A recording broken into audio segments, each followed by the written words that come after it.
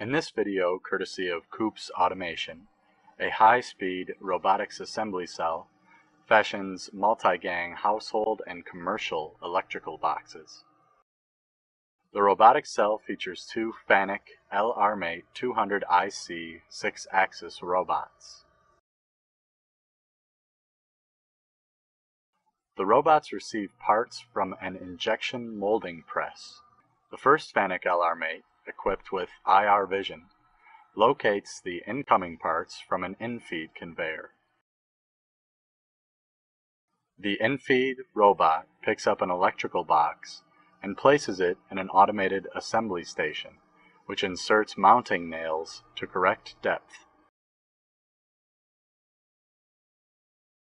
A second outfeed robot presents the completed assembly to an auto labeler and places completed parts on the outfeed conveyor. The outfeed robot automatically rejects bad parts. This system is completely reconfigurable and can be used to produce a variety of products.